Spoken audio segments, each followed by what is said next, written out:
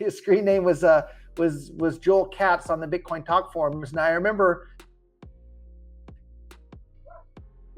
for anybody that, everybody in XRP knows what he looks like now, but he looks like the stereotypical, computer nerd programmer is. He has long hair and not as much hair on top, and looks kind of like the stereotype mad scientist for crypto stuff. And I remember when I met him for the very first time, it was at the Bitcoin meetup in Silicon Valley there that I helped to get started. And he showed up in person, and he said, "Oh, I'm Joel Katz from the forums." And my initial response, I think, was like, "That's your real photo on the forums," because up to that point, I thought it was just kind of like somebody went on Google image search and tried to find the stereotypical image of a cryptographer, crypto nerd image, and use that for his profile. But it turned out it was his real profile. Yeah.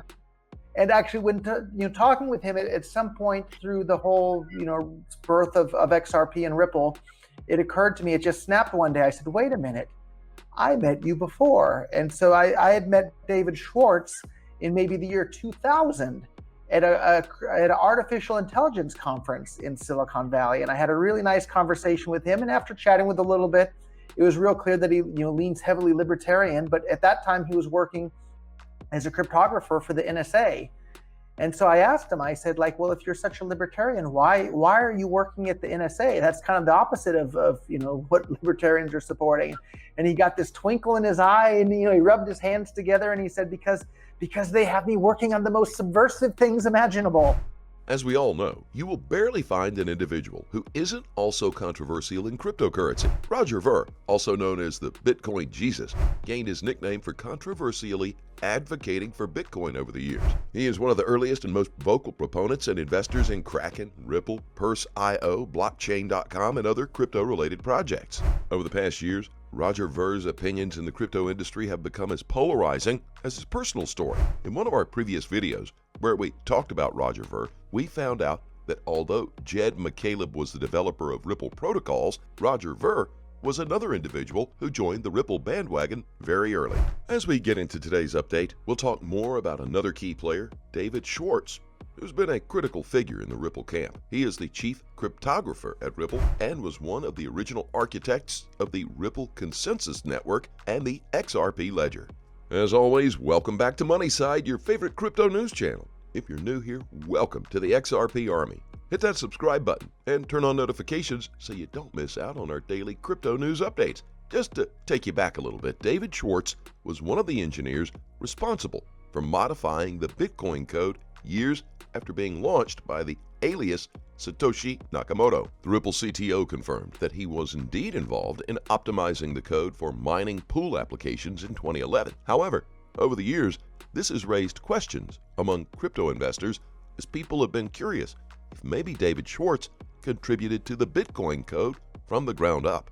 David Schwartz, Arthur Brito, and Jed McCaleb were inspired to start the XRP ledger at the end of 2011. The trio intended to create a cryptocurrency just like Bitcoin, but better, more of a Bitcoin 2.0. That's why you will always hear the Ripple executives tout the benefits Ripple has over Bitcoin.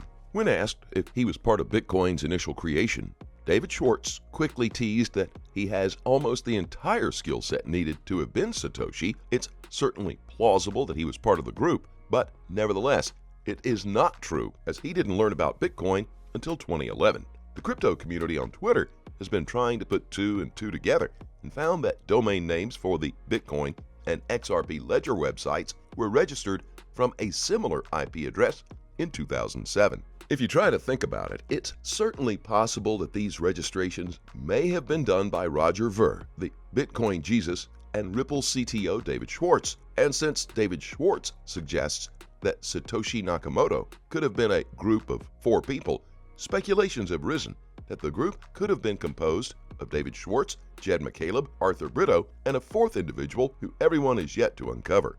And since we can see how close of a relationship Roger Ver had with the Ripple team at the time of inception, we can't rule out his involvement in the creation of Ripple and Bitcoin. Certainly, Roger Ver could be the 4th individual forming a group of Satoshi Nakamoto. Sounds great. How can I help, right? So he said, well, let's get together and meet for that.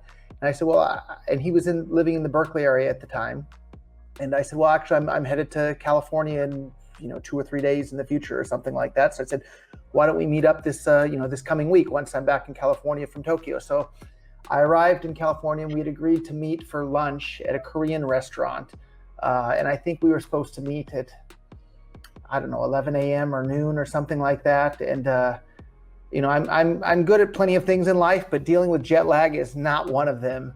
And so I still feel horrible to this very day. We were supposed to meet at 11 and the jet lag just caught up with me. And I didn't just oversleep by a little bit. I overslept by a lot. Wow. And I was supposed to be there at 11. According to the presumptions made by ProCoinNews.com, while they don't know the names of all 4 who may have been involved as Satoshi Nakamoto, they have put together a group of nuances who match the skill set of Satoshi Nakamoto. As ProCoin News explains, Jed McCaleb is a man who consistently tries to avoid taking any sort of accountability or responsibility, and who does so with no apparent good reason. McCaleb allegedly sold Mt. Gox just before it collapsed while still having a significant stake in the company. Perfect timing. Later, Jed co-founded Ripple and developed XRP. Eventually, as he exited the business with billions of XRP, which for some reason he is permitted to sell for a long time, even years after the SEC complaint, the SEC is prosecuting Garlinghouse and Larson rather than Jed, who was present at the formation and is still selling large quantities of what the SEC considers a security. Jed's XRP sales have generated millions, if not billions of dollars for him. Unless you're a made man, it's impossible for any of it to be possible. Connected? Having a job with the government?